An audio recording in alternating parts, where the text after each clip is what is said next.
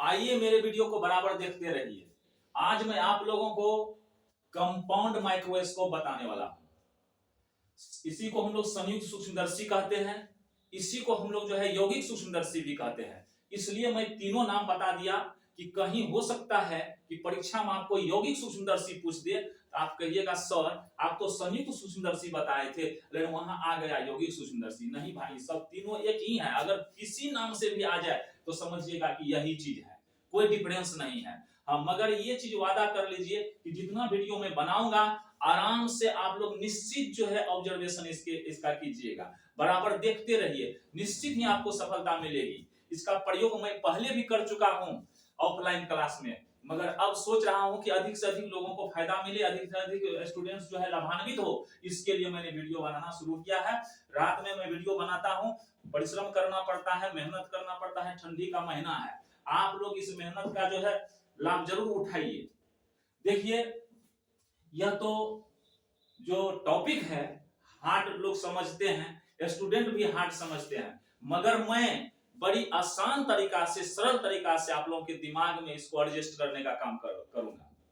इसको देखते रहिए। तो चलिए आगे बढ़ते हैं। देखिए, इस फिगर को मैं बना के रखा था, इसलिए बना के रखा था कि जल्दी से काम हो जाए, नहीं तो वीडियो लंबा हो जाएगा, इसलिए मैं इसको बना के रखा हूं।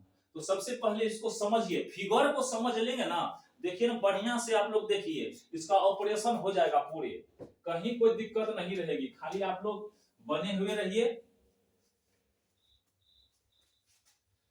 फिगर को बड़ा कर लेते हैं जिससे कि समझने में प्रॉब्लम नहीं होगा। देखिए, अच्छी तरह से देखिए। देखिए, इसको कंपाउंड माइक्रोस्कोप क्यों कहा गया?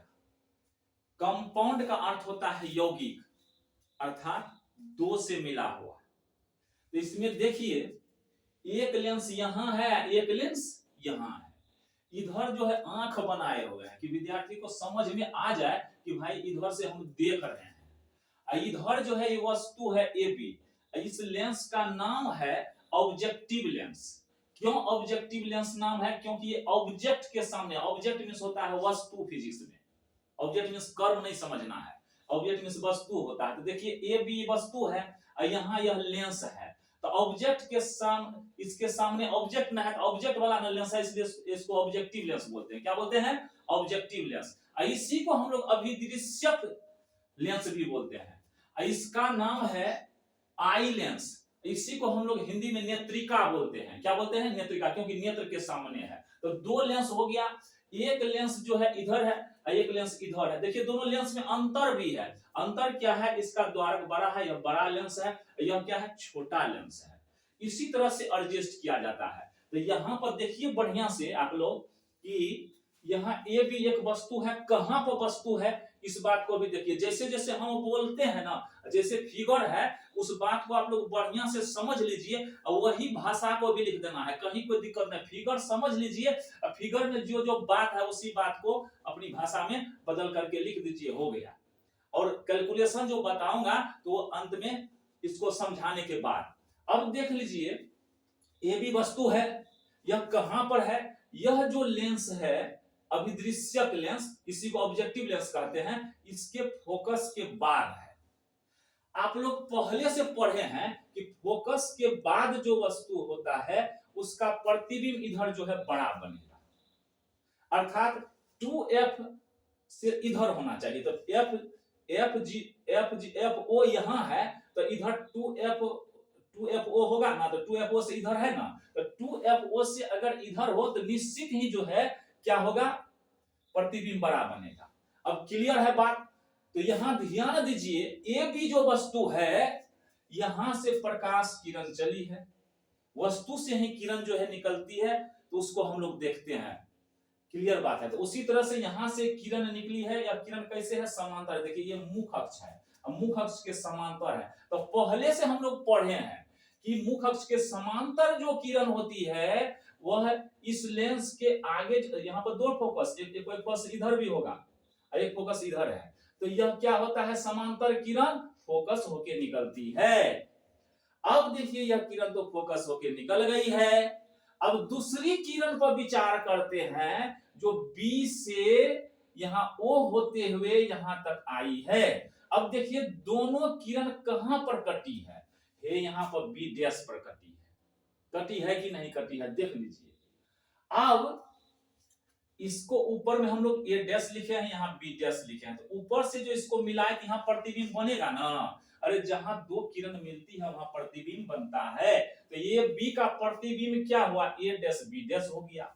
अब थोड़ी सी बात यहाँ ये होती है कि ए डैश बी डैश जो प्रतिबिंब बना है, यह प्रतिबिंब यह लेंस के सामने है, तो इस लेंस के लिए वस्तु का काम करेगा। मान लेते हैं कि ये वस्तु है, अरे फोटोवे का यहाँ फोटो बन रहा है, तो पहले तो ये वस्तु था, इसका फोटो बना, तो फोटो से फोटो बनाते हैं कि नहीं, फोटो से भी फोटो बनता है। तो यह वस्तु है, यहाँ क्या है, इस लेंस के द्वारा यहाँ बना प्रतिबिंब है, प्रतिबिंब है समझिए फोटो है, तो यह लेंस क्या किया, इस फोटो का फिर फोटो बना दिया। कैसे बनाया है, जैसे यह बनाया वैसे यह भी बनाया। कैसे देखिए, सबसे पहले तो ये बात ध्यान में रखना होगा, इसका जो फोकस होता है ना, इसके फोकस को हम लोग एफ ई लिखे हैं, क्योंकि आई के सामने है, आंख के सामने है, तो इसे आई होता है इसलिए इसको ई लिखे। यह जो है वस्तु के सामने, ऑब्जेक्ट के सामने है, इसीलिए यहाँ पर एफ ओ लिखे हैं। क्लियर है बात। अब देखिए एफ ई के भीतर है यह प्रतिबिंब बना हुआ, तो हम लोग पढ़े हैं कि भाई अगर लेंस में एफ ई अर्थात फोकस और ये प्रकाशीय केंद्र के बीच में है, यानी तो कहिए फोकस और लेंस के बीच में अगर कोई वस्तु होता है तो उसका प्रतिबिंब कैसा बनता है भाई, काल्पनिक बनता है, सीधा बनता है और वस्तु से बड़ा बनता है। तो देखिए जिधर यह प्रतिबिंब है, अर्थात इसका वस्तु कहेंगे इसको, इसका ना प्रतिबिंब हुआ, इसका तो वस्तु हुआ, तो ए डैश बी डैश देखिए तीर का निशान नीचे है ना, तो यहां भी देखिए तीर का निशान नीचे है कि नहीं है। तो इसको देखिए थोड़ा सा यहाँ पर जो है, अरे बी डैश डैश लिखना था लेकिन यहाँ पर गड़बड़ हो गया है, यहाँ पर लिखना था हमको बी डैश डैश, ठीक है बी डैश डैश लिख दिए, तो A dash dash B dash dash, यह प्रतिबिंब बना। क्लियर हो गया प्रतिबिंब। अब समझिए बात को कि यहां इस वस्तु का प्रतिबिंब इस लेंस ने यहां बना दिया क्या, ए डैश बी डैश। अब फिर यही लेंस क्या किया, इस प्रतिबिंब का फिर फोटो बना दिया, कहां, यहां। तो कैसे बनाया, जैसे यह बनाया वैसे यह भी बना दिया। तो यहां से देखिए यह जो प्रतिबिंब है, कहने का मतलब है इसका वस्तु है, तो यहां से समांतर किरण आएगी ना, तो समांतर किरण आएगी तो लेंस क्या करती है, इसको मोड़ दी सीधा उधर, तो मोड़ दी तो किस होके जाएगी समांतर किरण, इस लेंस के फोकस, या समझिए यहाँ पर फोकस है एफ है ना, तो यहाँ भी एफ है दोनों बगल। अब एक किरण जो लेंस जो है इधर मोड़ दी है, इधर चल गई। अब ध्यान से देखिए कि भाई इधर तो कहीं कटने वाला नहीं है, कहीं भी चल जाए, इंग्लैंड तक पहुंच जाए फिर भी कटने वाली किरण नहीं है, क्योंकि समांतर रूप से है। अब तो कटेगी कैसे, तो जब कटेगी नहीं तो प्रतिबिंब बनेगा कैसे, तो इसको क्या किया, हम काल्पनिक रूप से कल्पना किए कि भाई इधर आ सकती है किरण, तो ये इससे भी आ सकती है। ये तो प्रकाशीय किरण से जो गुजरने वाली किरण होती है, तो वह तो मूर्ति नहीं है, सीधे चल जाती है। इसमें भी देखिए सीधे आ गई है, इसमें भी सीधे आ गई है। एक किरण और इसमें भी विचार किए हैं समांतर किरण पर, देख लीजिए यहाँ जो इस समांतर किरण है यह तो मुड़ेगी। अब दोनों को बैक गियर धराएगी, बैक गियर जो धरा है तो देखिए डॉट डॉट कर करके यहाँ मिली है ना, इसमें भी देखिए डॉट डॉट करके यहाँ मिली है ना, तो जब दो किरण यहाँ पर कट गई तो निश्चित ही फोटो बन जाएगा। तो फोटो बना तो इसी फोटो का नाम वहां से वहां मिलाएंगे ना, तो नाम क्या पड़ा, A dash dash B dash dash, इस फोटो का नाम पड़ गया। अब इतनी बात हो गई, तो अब क्या बात बच गया, एक बात को थोड़ा सा ख्याल कीजिए, यहां से यह तो वस्तु है, तो वस्तु यहां से इस वस्तु की दूरी को भी हम लोग जानेंगे, नहीं जानेंगे तो फिर समीकरण कैसे बनेगा, कैलकुलेशन कैसे करेंगे, फॉर्मूला कैसे प्राप्त होगा आवर्धन का। तो यहां से यहां तक की दूरी देखिए हम लिख दिए है, यहां से यहां तक की दूरी क्या है, u0 है, और जीरो नहीं uo बोलेंगे, जीरो बोलना अच्छी बात नहीं है, क्योंकि ऑब्जेक्ट वाले दूरी को हम लोग ना पढ़े, तो इसलिए o लिखेंगे। uo दूरी को तो u से ही दर्शाया जाता है।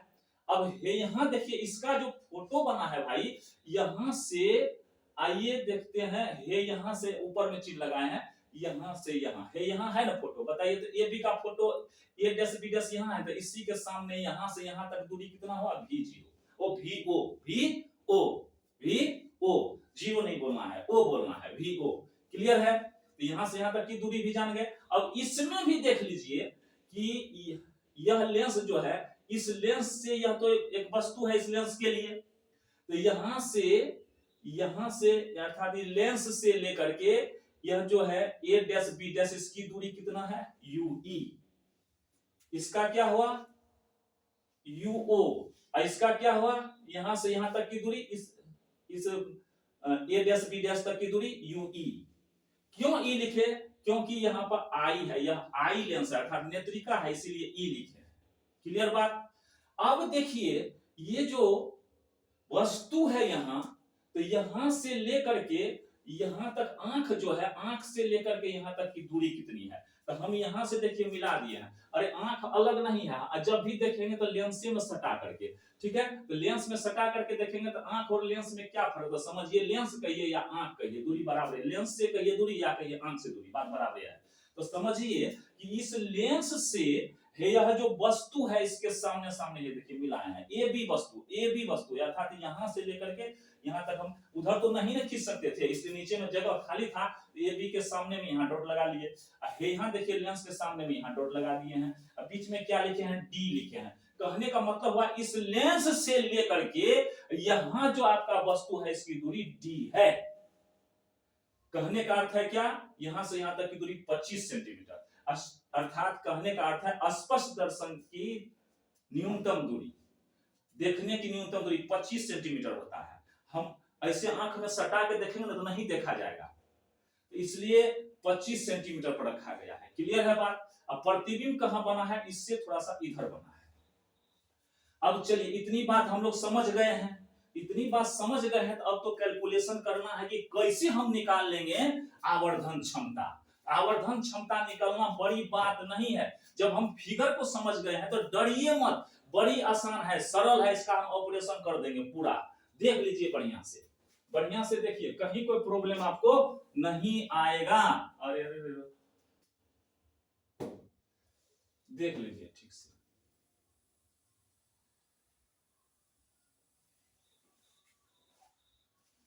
अब देखिए इसको हम छोटा कर करके थोड़ा सा साइड करते हैं, क्योंकि आप लोगों को फिगर भी दिखाई दे और साथ साथ कैलकुलेशन भी हम कर लेंगे।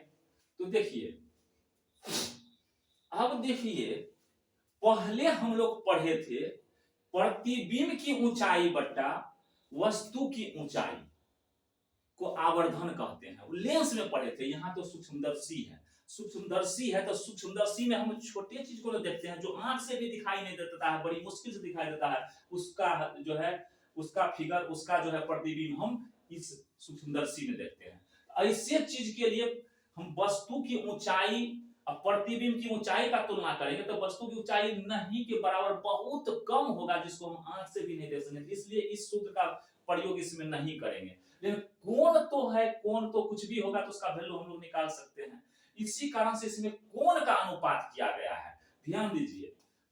और वस्तु को कहां रखा गया है 25 सेंटीमीटर पर, इसी को डी लिखे हैं। क्लियर है? इसमें किसका अनुपात करना है, सबसे पहले समझिए, ये जो होता है आवर्धन जो होता है, आवर्धन का सूत्र ही होता है बीटा बटा अल्फा, बीटा बटा अल्फा। अब कहेंगे सर जी बीटा और अल्फा क्या है, यहाँ देखिए बढ़िया से, यह जो अंतिम प्रतिबिंब है, यह अंतिम प्रतिबिंब को यहाँ मिलाया गया है। तो देखिए आंख से कहिए या लेंस से कहिए कितना डिग्री का कोण बना है, बीटा कोण बना है, मान लिए बीटा कोण, ठीक। अब देखिए वस्तु के द्वारा जो यहाँ पर कोण बना है आंख पर कितना का, अल्फा कोण, इसको अल्फा मान लीजिए। बहुत जगह ऐसा किया है कि हे यहीं पर अल्फा लिख दिया गया है, एकदम गलत है। यहाँ पर कैसे अल्फा होगा भाई, कहा है कि वस्तु के द्वारा जो आंख पर कोण बनता है उसी को अल्फा कोण मानते हैं। तो यहाँ वस्तु के द्वारा तो इस लेंस पर कोण बना, आंख पर कैसे बन गया, तो यहाँ से हम आंख तक न मिलाएंगे भाई, आंख यहाँ है, अल्फा कोण बना। क्लियर है? अब देखिए ये जो वस्तु है इसका कोण अल्फा, यहाँ प्रतिबिंब जो है प्रतिबिंब के साथ कोण कितना बना, बीटा। अब बीटा तो बड़ा है, अल्फा छोटा है, अनुपात निकाल सकते हैं। तो इसी से तो पता चल जाएगा भाई कि वस्तु से कितना गुना बड़ा है प्रतिबिंब। क्लियर हो जाएगा। अब देखिए इस बात को क्लियर करते हैं। एम आवर्धन को हम लोग क्या बोलते हैं, एम से सूचित करते हैं। एम से सूचित करते हैं तो यहां पर हम लिख रहे हैं एम बराबर, अभी तुरंते बोले हैं बीटा बटा अल्फा, कोई दिक्कत नहीं इसमें, बीटा बटा अल्फा, अर्थात प्रतिबिंब के द्वारा बनाया गया कोण, अंतिम प्रतिबिंब के द्वारा बनाया गया कोण और वस्तु के द्वारा आंख पर बनाया गया कोण के अनुपात को ही हम लोग आवर्धन कहते हैं। किसका आवर्धन, संयुक्त सूक्ष्मदर्शी का आवर्धन कहते हैं। क्लियर बात। परिभाषा में भी यही बात लिख सकते हैं कि संयुक्त सूक्ष्मदर्शी का आवर्धन क्या होता है, अंतिम प्रतिबिंब के द्वारा लेंस पर या कहिए आंख पर बनाया गया कोण, ठीक है, और वस्तु के द्वारा आंख पर बनाया गया कोण को हम लोग क्या के अनुपात को, क्या समझे बात को, अंतिम प्रतिबिंब के द्वारा यहां बनाया गया कोण जो बीटा है और वस्तु के द्वारा जो बनाया गया कोण अल्फा है, इसी के अनुपात को हम लोग बोलते हैं आवर्धन। क्लियर। अब आइए हम लोग एक बात बताइए, वस्तु छोटा है तो कोनों तो छोटे न बनेगा जी, और प्रतिबिंब भी तो उतना बहुत बड़ा नहीं बनेगा जैसे बड़ा वस्तु का बनेगा। तो दोनों कोण छोटा है, दोनों कोण बहुत छोटा है, तो यहां पर लिख भी देते हैं अल्फा तथा बीटा बहुत बहुत छोटा है, बहुत छोटा है। तो चलिए जब बहुत छोटा है, इसमें हम पहले स्पष्ट किए थे, अब फिर बोलेंगे तो वीडियो लंबा हो जाएगा, इसलिए जब बहुत छोटा होता है अल्फा बीटा, तो अल्फा को 10 अल्फा लिख सकते हैं। क्या लिख सकते हैं, अल्फा को हम लोग 10 अल्फा लिख सकते हैं। अब फिर जो है बीटा जो है, तो बीटा को हम लोग 10 बीटा लिख सकते हैं। कोई दिक्कत है इसमें बताइए। अब इसी पर इस बात को बैठा दीजिए, इसको मान लीजिए 1 नंबर की बात है, इसमें इस वैल्यू को बैठाइए, तो m बराबर अब क्या हो जाएगा, m बराबर बीटा के जगह पर बताइए क्या लिखे हम, अरे दोनों जगह वही बात लिख दिए क्या, हाँ दोनों जगह तो वही बात लिख दिए। अच्छा तो चलिए देखिए बढ़िया से कि यहां पर हम क्या बोले थे, बीटा बराबर क्या हो जाएगा 10 बीटा, अर्थात अल्फा 10 अल्फा बराबर हो जाएगा बीटा 10 बीटा, अर्थात अल्फा के बदले हम 10 अल्फा लिख सकते हैं, कोई दिक्कत नहीं है। अब चलिए इस पे इसके वैल्यू को बैठा देते हैं, ऊपर में बीटा है भाई, तो बीटा के मतलब हम क्या लिखें, 10 बीटा ना लिखना होगा, 10 बीटा लिखेंगे। नीचे में देखिए तो क्या है अल्फा, अल्फा के मतलब हम क्या लिखें 10 अल्फा लिखेंगे, कोई दिक्कत इसमें, कहीं कोई प्रॉब्लम। अब आइए भाई ठीक से देखिए, हम लोग पहले से पढ़े हैं कि tan थीटा बराबर सूत्र होता है लंब बटा आधार, लंब बटा आधार, गणित में भी पढ़े हैं। तो यहां देखिए तो बीटा है तो इसका लंब कौन होगा, सामने वाला a डैश b डैश में लंब होगा, तो हम लिख देते हैं यहां पर, इसी के आगे में लिख देते हैं, क्या लिखें a1 a डैश हो, अच्छा a डैश b डैश बटा क्या लिखें, उसके बाद आधार, आधार तो a डैश ई न होगा, यहां से यहां तक आधार होगा, तो a डैश ई लिख देते हैं, a डैश ई। अब बात को और बढ़ाते हैं, देखिए आगे, अब कौन सी बात है 10 अल्फा है, तो 10 अल्फा देखिए कहां है, हे यहां 10 अल्फा है, 10 अल्फा तो छोटा है, वैसे हम चाहते तो वस्तु को काल्पनिक रूप से यहां भी इतना बड़ा मान के तब यहीं से घुमा देते, तो बीटा को काट देता बीचे बीच, बीटा से थोड़ा छोटा होता, लेकिन यहीं पर लिखे हैं तो कोई दिक्कत नहीं है। कुछ लोग ऐसे भी किए हैं कि नीचे ही बढ़ा करके यहाँ पर से घुमा दिए हैं और यहीं पर अल्फोर लिख दिए हैं, तो चलिए कोई बात नहीं, वो भी हो सकता है, कोई भारी बात नहीं है। अब आगे देखिए, हम स्पष्ट करने के लिए ऐसा किए थे, इसमें सोचने की कोई बात नहीं है, हाँ ऐसे ही लेकिन होगा वास्तव में, वो तो काल्पनिक रूप से न करते हैं। अब देखिए 10 अल्फा की बात करते हैं, तो भाई अल्फा है कहां, यहां ना अल्फा है जी, अब देखिए इसको देखिए तो A B E, A B E, ये देखिए ये जो कलर वाला है ना इसी को हम देख रहे हैं। ए यहां से B E, A B E, ये त्रिभुज बन गया ना। इस त्रिभुज में अल्फा के सामने क्या है, ये यही ना लंब होगा। अरे कोण के सामने वाला भुजा ही ना लंब होता है।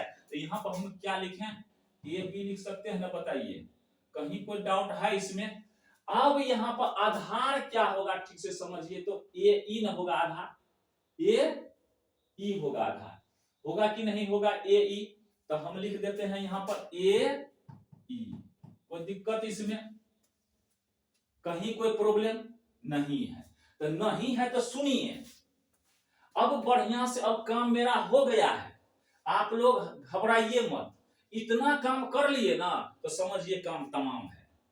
इतना काम अगर कर लिए हैं तो समझिए काम तमाम हो गया जी। अब इसमें कोई खास बात नहीं है, आराम से हो जाएगा। अब आइए यहां पर बढ़िया से देखिए भाई, ए डैश बी डैश है, तो ए डैश बी डैश नीचे में क्या है, ए डैश ई है, यहाँ पर क्या है ए बी बटा ए ई है। तो इससे इसमें भाग देंगे ना, भिन्न का भाग पढ़े थे ना, तो वही तो भाग यहाँ दे रहे हैं। और हम क्या कर रहे हैं, कुछ नहीं कर रहे हैं। यहाँ देखिए नीचे में ही कर देते हैं। एम बराबर क्या लिखें, ए डैश बी डैश और फिर नीचे ए डैश ई, ए डैश ई हो गया।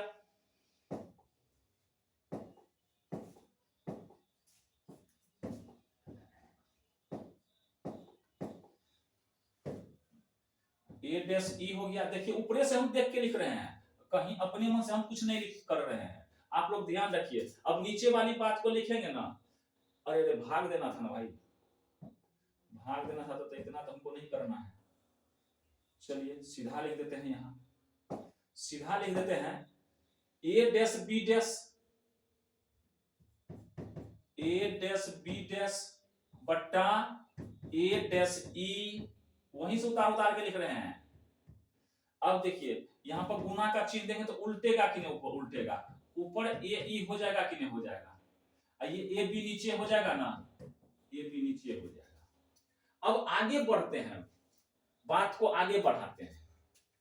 अब देखिए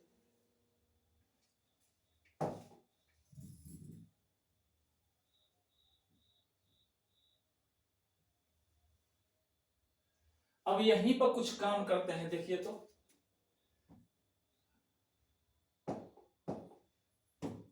एम बराबर ए डैश बी डैश, इसका बढ़िया से तालमेल कराइए। कैसे तालमेल कराएंगे, हम लोग पहले पढ़े थे भाई कि प्रतिबिंब की ऊंचाई बटा वस्तु की ऊंचाई। अब देखिए तो प्रतिबिंब तो ये है ए डैश बी डैश प्रतिबिंब हुआ, और वस्तु क्या हुआ ए बी न हुआ। तो वही काम हम यहाँ कर देते हैं। तो यह जब गुने हैं तो हमको गुना 4 गुना 5 करे कि 5 गुना 4 करे कोई फर्क पड़ने वाला नहीं है। तो यहाँ पर हम ए डैश बी डैश, नीचे में ए बी को यहाँ पर नहीं लिख सकते हैं। अरे जब ए ई गुना ए बी कर रहे हैं, ये dash E Guna A B कर रहे हैं, तो A B Guna A dash ई नहीं करेंगे, वो भी होगा, कोई फर्क नहीं पड़ेगा। गुना उल्टाने पुल्टाने से कोई फर्क नहीं पड़ता है, ये तो पुरानी बात है, समझने की बात है, समझिए। अच्छा अब थोड़ा सा चेंजिंग हम कर रहे हैं, अभी नहीं करेंगे तो आप लोग गड़बड़ा जाइएगा। ये ई लिख दिए, नीचे में अब क्या बच गया है, ए डैश ई बचा है। अब चेंज करेंगे, अब चेंज करेंगे, ध्यान से देखिए आप लोग कैसे कैसे हम चेंज करते हैं। अरे ए डैश बी डैश बट्टा ए बी बराबर बराबर क्या रहेगा। अब ए ई जो है बढ़िया से देखिए, ए ई कहाँ है भाई, ए ई ए से लेकर के है यहाँ तक ही। अच्छा बताइए यहाँ वस्तु हम पहले चिन्ह बताए थे ना भाई, वस्तु के सामने है देखिए चिन्ह लगाए हैं इधर लेंस के सामने। तो यहाँ से ए ई, तो यहाँ भी तो ए ई हुआ यहाँ से यहाँ तक, तो यहाँ से यहाँ तक की दूरी कितनी है, डी है। तो बताइए तो ए ई के बदला हम डी लिखें कि न लिखें, नीचे में ए ई लिखेंगे कि न लिखेंगे। क्लियर बात है, अब तो यहाँ कोई शक नहीं है। अच्छा अब थोड़ी सी बात को हम इधर उधर कर रहे हैं। इधर उधर क्या कर रहे हैं, ए ई क्लियर हो गया है। ए ई को तो हम डी लिख दिए, यहां तो ए डैश ई है, ए डैश ई है, ए डैश ई यहां है, ए डैश से लेके ई तक। अब देखिए कितना आराम से काम होगा, बढ़िया से देखते रहिए। याद कीजिए उस जमाने को जब हम लोग कहते थे कि प्रतिबिंब की ऊंचाई बटा वस्तु की ऊंचाई बराबर, अर्थात h2 बटा h1, प्रतिबिंब की ऊंचाई बटे वस्तु की ऊंचाई बराबर v बटा u होता है, पहले हम लोग कहते थे। तो उसी चीज को यहां पर हम लागू कर देते हैं, उसी चीज को यहां पर हम लागू कर रहे हैं, आप लोग घबराइएगा नहीं। तो देखिए तो कैसे लागू कर रहे हैं, m बराबर a dash b dash A B. अच्छा पहले इस चीज को दर्शा देते हैं तो बढ़िया रहेगा। अब देखिए तो कहीं कोई प्रॉब्लम नहीं है, अब होने वाला ही है, देख लीजिए। अच्छा तो हम लोग ए डैश बी डैश बट्टा ए बी बराबर v बटा u लिख सकते हैं कि नहीं लिख सकते हैं? आराम से लिख सकते हैं। v बटा u क्यों नहीं लिखेंगे? ये प्रतिबिंब की ऊंचाई बटा वस्तु की ऊंचाई बराबर v बटा u होता था ना, प्रतिबिंब की दूरी बटा वस्तु की दूरी। इसमें कौन प्रॉब्लम है? कोई प्रॉब्लम नहीं है। ये तो u0 लिखना होगा क्योंकि हम इससे तालमेल कर रहे हैं ना। अब देखिए बढ़िया से सोचिए कि u0 इसमें तो v0 ना इधर है भाई, v0 किधर है? यहां से इधर है, तो इधर से जो इधर करेंगे, यहां से यहां क्या है, यहां से यहां तक की दूरी v0 है ना, और यहां से यहां तक की दूरी वस्तु की दूरी है, इसको u0 लिखे हैं, और ऊपर क्या है? v0 है। क्लियर है? फिर से देख लीजिए, कहीं समझने में दिक्कत होती है देख लीजिए। अरे ये v कहां से आया है? यहां से यहीं तक का ना दूरी है v, इसको v0 लिखेंगे, यही ना प्रतिबिंब था। तो यहां से यहां तक की दूरी, और लेंस से, हाँ लेंस से वहां तक की दूरी, ये थोड़ा सा प्रॉब्लम आया है, देख लीजिए। लेंस से लेकर के यहां तक की दूरी क्या होगा? v0 होगा। क्या होगा? v0। लेंस से लेकर प्रतिबिंब की दूरी v0, तो वही v0 हम लिखे हैं। सूत्र तो होता है ना h2 बटा h1 बराबर v बटे u। तो v बटे u है तो v यहां से यहां तक है क्या? जीरो नहीं, o बोलेंगे, बार बार जीरो बोला जा रहा है, o होगा, यहाँ v o होगा। और फिर यहां से लेकर के, लेंस से लेकर के वस्तु तक की दूरी को क्या? u o बोलेंगे। क्लियर हो गई कि इतनी बात? कोई दिक्कत है इसमें? चलिए एक लाइन और आगे बढ़ते हैं। अब देखिए हो जाएगा, कहीं कोई प्रॉब्लम नहीं बचा है। अब इसके जगह पर मान को पुट कीजिए। अब बताइए तो इसके जगह पर हम VO बटा UO लिखेंगे कि नहीं लिखेंगे? फिर से m लिख लेते हैं। m बराबर यहाँ पर क्या हो जाएगा भाई? VO बटा UO। कोई दिक्कत नहीं इसमें, VO बटा UO। अब यहाँ पर जो D है, अच्छा तो D कैसा होगा भाई? इसको भी समझिए तो। अच्छा यहाँ तो माइनस हमने लिखेंगे जी, कहेंगे सर जी माइनस का है आप दे रहे, पहले तो माइनस नहीं दिए थे, ऐसा तो आप लोग बोलेंगे, ऐसा बोलेंगे आप लोग कि ये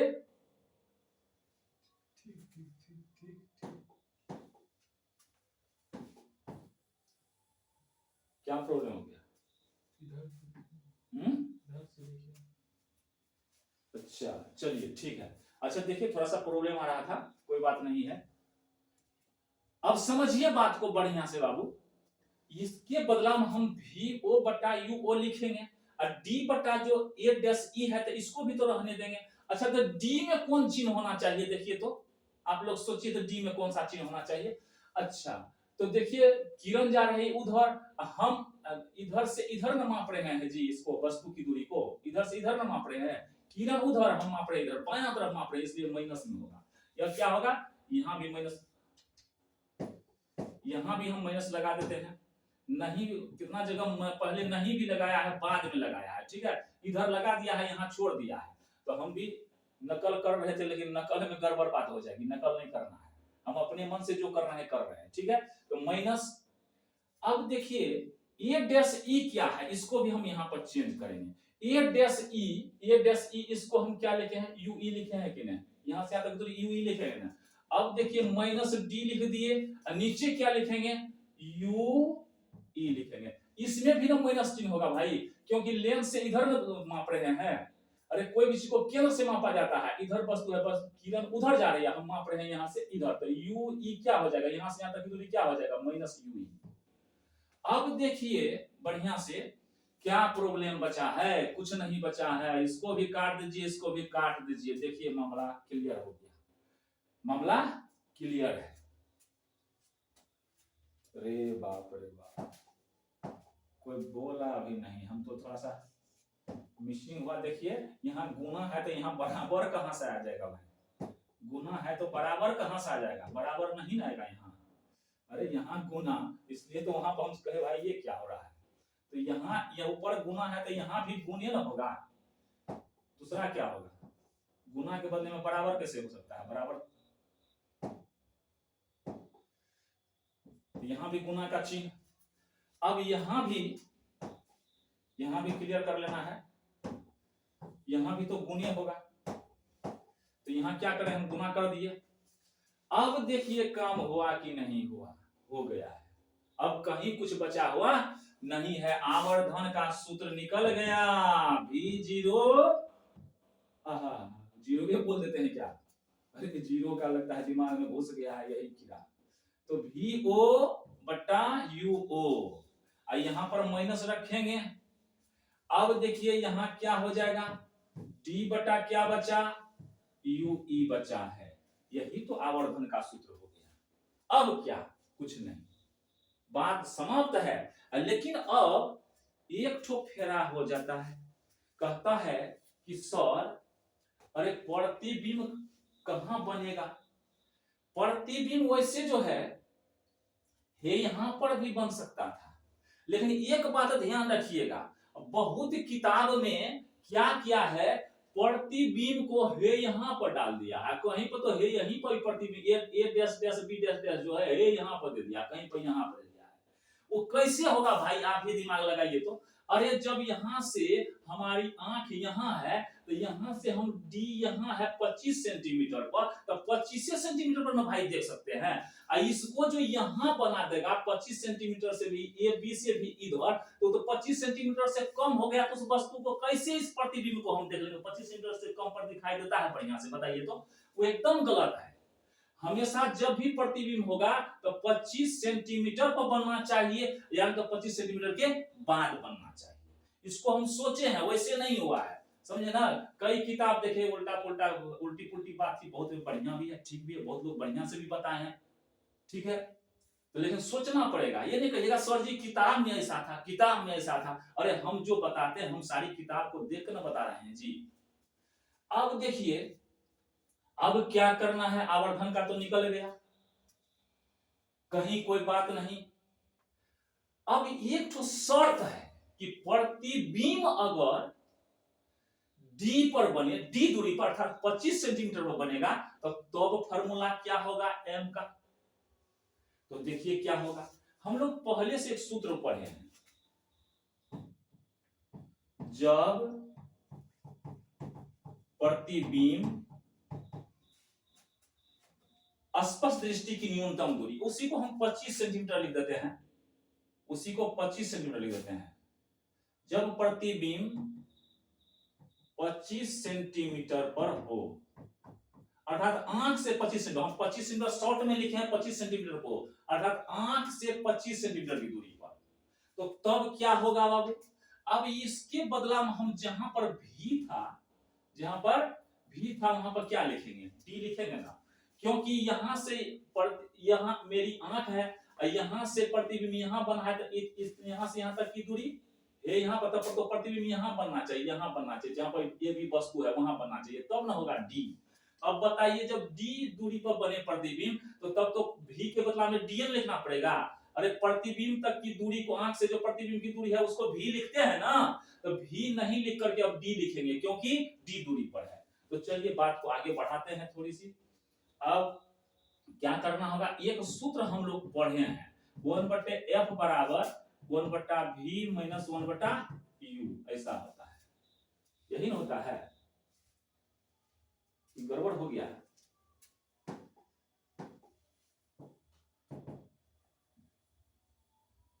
ठीक है, क्या पढ़े हम लोग?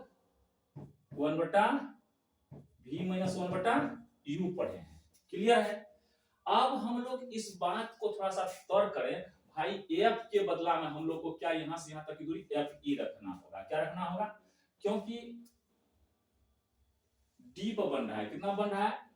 d पर, नहीं f ही नहीं, तो इसको हम लोग f को तो f रहने देंगे, कहीं कोई दिक्कत नहीं है, 1/f होगा। वो मामला अलग है जो बोल रहे थे। देखिए यहां पर क्या लिखें? 1/f लिखेंगे, बराबर क्या हो जाएगा? v को क्या लिखेंगे? v को तो d लिखना पड़ेगा, तो माइनस में होगा ना d, क्योंकि इधर से इधर ना है दूरी, तो माइनस में d होगा। और यहां पर देखिए तो क्या होगा? यहां पर हम लोग क्या करें? 1 है तो 1 लिखेंगे, और यहां से यहां तक की दूरी कितनी होगी? ue होगी, दूरी ue। तो देखिए तो माइनस माइनस क्या हो जाएगा? माइनस माइनस तो प्लस बन जाएगा, माइनस माइनस जब प्लस बन जाएगा, माइनस माइनस क्या बन रहा है? प्लस बन रहा है। अब यहां पर हम क्या लिखें? यहां पर हम लोग 1/f बराबर 1/-d, अब प्लस क्या हो जाएगा? 1/ue, 1/ue हो जाएगा। तो जब ue हो जाएगा तो बात को समझिए बढ़िया से। अब यहां पर हम 1/ue को रहने देते हैं, 1/ue को रहने देते हैं। अब इधर क्या हो जाएगा बाबू? 1/f, माइनस जो इधर आएगा तो प्लस नहीं होगा, 1/d हो जाएगा, ये प्लस हो गया। तो 1/ue बराबर क्या हो गया? इसको उल्टा करके सीधा करके बढ़िया से लिखते हैं, अगर उल्टा करके नहीं करेंगे तो सीधो नहीं होगा। देखिए 1/f, अब प्लस क्या हो जाएगा? 1/d हो जाएगा, होगा कि नहीं होगा? 1/d होगा ना, 1/d होगा ना, 1/d हो जाएगा ना जी। अब देखिए अब ये वैल्यू निकला 1/ue बराबर 1/f प्लस 1/d, इसी वैल्यू को है यहाँ पर रख दीजिए, यहाँ पर रख देते हैं, यही आवर्धन वाला सूत्र पर रखिए। तो देखिए तो क्या आता है? m बराबर vo/uo, यहाँ पर d लिखेंगे, d लिखेंगे। अच्छा तो जब d लिखेंगे तो यहाँ पर क्या बच गया? तो 1/ue बचेगा ना। अच्छा एक लाइन बढ़ा ही देते हैं, क्या दिक्कत है? चलिए 1/ue इतने में होगा जी। इसी बात को ऐसे करके लिखे हैं vo/uo गुना d/ue, तो d गुना 1/ue करते हैं तो उतने ना होगा, क्या फर्क पड़ेगा? अब चलिए इस वैल्यू को हम लोग पुट कर देते हैं, कीजिए पुट vo/uo। अब यहाँ d है तो d लिखेंगे, 1/ue को क्या लिखेंगे? देखिए तो 1/ue को इतना लिख सकते हैं ना, तो लिख देते हैं 1/ue जोड़ 1/d। अब यहां पाइए m बराबर vo/uo, और d को सबसे गुना कीजिए तो क्या हो रहा है? d गुना 1d हो जाएगा, और फिर d गुना 1d हो जाएगा। तो यहाँ तो d/ue होगा, यहाँ क्या होगा? यहाँ d/d हो जाएगा, होगा कि नहीं होगा? d/d हो जाएगा।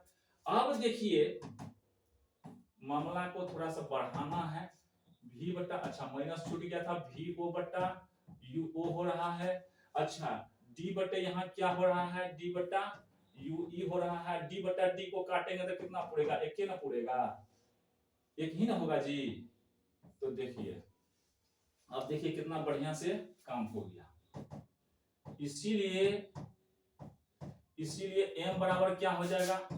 vo/uo, यहाँ पर 1+d/ue नहीं करेंगे, 1+d/ue करेंगे ना, इसको ue हो जाएगा। अब देखिए यही आपका निकला आवर्धन के लिए सूत्र। किस स्थिति में, किस स्थिति में यह निकला? किस स्थिति में निकला है? देख लीजिए बढ़िया से। अगर प्रतिबिंब 25 सेंटीमीटर पर हो, आंख से 25 सेंटीमीटर की दूरी पर हो, तो तब आवर्धन के लिए यह सूत्र होगा। मेन सूत्र आपका यही है। अच्छा मेन सूत्र आपका यही चीज है, मेन सूत्र जो है आपका यही है, इसी सूत्र से यह सूत्र निकला है। कंडीशन लगाया गया जब प्रतिबिंब 25 सेंटीमीटर पर, अर्थात आंख से कितनी दूरी पर हो, आंख से 25 सेंटीमीटर की दूरी पर हो, आंख से जब 25 सेंटीमीटर की दूरी पर प्रतिबिंब हो तो तब क्या होगा, तब इस पोजीशन में 25 सेंटीमीटर की दूरी पर हो तो तब यही वैल्यू को तो हम देखिए, इसमें दो बात है, एक तो 25 सेंटीमीटर दूरी पर हो तो क्या फार्मूला होगा, और दूसरी बात यह भी है कि F से इसका संबंध बन गया, अर्थात UE से भी संबंध बन गया। यहां पर देखिए आगे जो हम बढ़ाए हैं यहां, तो यही F जो है क्या बन गया, F जो है 1/f को यहां पर क्या किए थे, 1/UE का वैल्यू हम लोग निकाले थे। 1/UE का वैल्यू कितना आया था, 1/UE का वैल्यू जो है आपको 1/f और 1/d आया था कि नहीं आया था। अरे तो यहाँ क्या हो गया भाई, 1/f प्लस 1/d, तो इसके बदला में हम लोग देखिए तो इस वैल्यू को बैठाए थे ना VO/UE, और यहाँ पर क्या लिखे थे 1/f प्लस 1/d, अभी नहीं बैठाएंगे, तो यहाँ पर d है UE है तो UE लिखे, और यहाँ पर क्या लिखना है, अच्छा 1/UE, तो 1/UE का वैल्यू क्या आया था 1/fd आया था, 1/f प्लस 1/d। अच्छा रुकिए, ये तो गड़बड़ा गया है, अच्छा ठीक है समझ लेते हैं। अरे मिस हो गया क्या, यहाँ पर क्या वैल्यू देना था 1/f ना देना था भाई, यहाँ पर हमको 1/f लिखना था, लिख दिए क्या 1/UE लिख दिए हैं, 1/UE तो नहीं लिखना था, 1/UE का ना वैल्यू हम यहाँ पर डाल रहे हैं। तो यहाँ पर क्या करना होगा, थोड़ा सा गौर कीजिए, घबराने की बात नहीं है, होता है, मिसिंग हो गया, नजर जो है इधर चूक कर गया, नजर से चूक हो गया तो कोई बात नहीं, फिर काम हो जाएगा, इसमें गड़बड़ाने की कोई बात नहीं है, घबराना नहीं है। तो देखिए यहाँ पर हम लोग 1/UE का वैल्यू कितना डालेंगे, 1/f प्लस 1/d डालेंगे, नहीं डालेंगे, हो गया ना, हो गया। अब चलिए यहाँ भी तो इसको लिखना होगा, सब जगह लिखना होगा,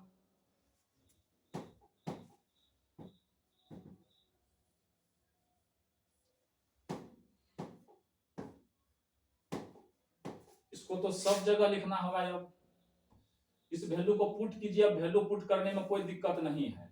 अच्छा तो डी घुसाएंगे सब जगह ना, डी लिख दीजिए, तो डी गुना ए कितना होगा, DA होगा, यहाँ कितना हो जाएगा F हो जाएगा, अब प्लस कितना हो जाएगा 1/d हो जाएगा, 1/d, ठीक है।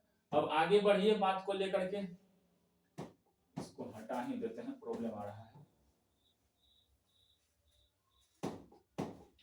अब देखिए बढ़िया से, m बराबर आपका VO/UO आया है, और यहाँ पर जो d था तो d सब जगह देंगे ना, d से इसको भी गुना करेंगे, d से इसको भी गुना करेंगे, तो dd क्या होगा, कट जाएगा ना, तो जब dd कटेगा तो कितना होगा बताइए, तो यहाँ तो d/f हो जाएगा,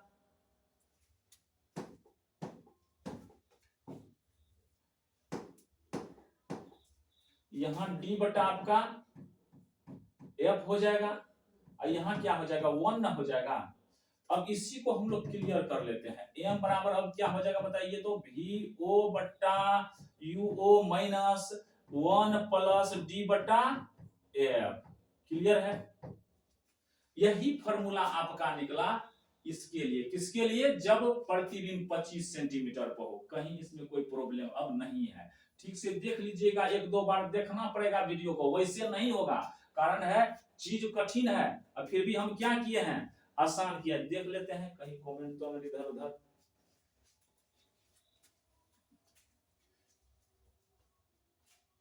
हाँ थोड़ा सा ध्यान दीजिए, यहां जो f था तो उस f को हम लोग जो है 1/f, अच्छा यहाँ जो f है बाबू, तो इस f को FE मानना है, क्या मानना है, FE, क्योंकि वस्तु के तरफ का ले रहे हैं हम, इसलिए यहाँ पर क्या लिखेंगे FE, अच्छा FE लिख दीजिए, FE लिख दिए, यहाँ भी FE लिख देंगे, एफ ई लिख देंगे, कोई फर्क नहीं था। अरे खलिया एफ लिखा गया था, खाली एफ लिखा गया था, तो इसको हम लोग क्लियर कर लेते हैं और कोई बात नहीं है। एफ ई क्लियर है, कहीं कोई प्रॉब्लम नहीं है, अब सारा चीज क्लियर, कोई दिक्कत नहीं। 1 प्लस क्या हो गया, डी बटा एफ ई। तो बात तो वही है, अब कहीं इसमें कोई प्रॉब्लम बचा, कोई प्रॉब्लम नहीं है, सारा चीज ठीक ठाक है, कहीं कोई प्रॉब्लम नहीं। अब देखिए ये तो क्लियर हो चुका है। अब सवाल उठता है, वीडियो बड़ा हो रहा है तो थोड़ा सा क्या कीजिएगा, उस तरह का क्रिटिकल चीज ही है तो करना पड़ेगा। अब यहां पर सवाल उठता है कि अब अगर प्रतिबिंब अनंत पर बने तब क्या होगा। अब सवाल है अनंत पर बने तो क्या होगा, तो थोड़ा सा समझिए बात को। अनंत पर बनेगा तो क्या होगा, प्रतिबिंब अनंत पर बने, अनंत का अर्थ क्या होता है, जहां तक की दूरी को हम बढ़िया से माप नहीं सकते हैं, बहुत दूर बने। तो प्रतिबिंब अनंत पर कब बनेगा बताइए, जब वस्तु रहेगा फोकस पर। पहले से हम लोग पढ़े हुए हैं, जब फोकस पर वस्तु रहता है प्रतिबिंब कहां बनता है, अनंत पर बनता है, प्रतिबिंब अनंत पर बनता है। अच्छा, तो प्रतिबिंब अनंत पर बने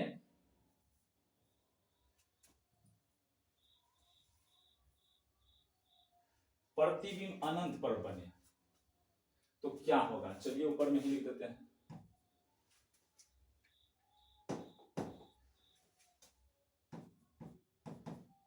प्रतिबिंब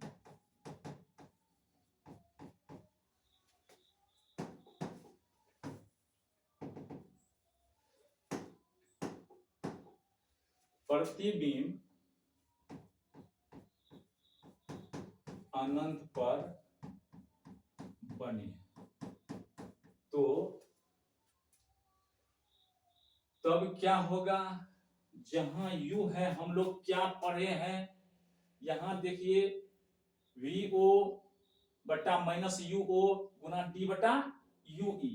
तो UE के बदला में अब क्या लिखना है, FE लिखना है। तब तो जब फोकस पर है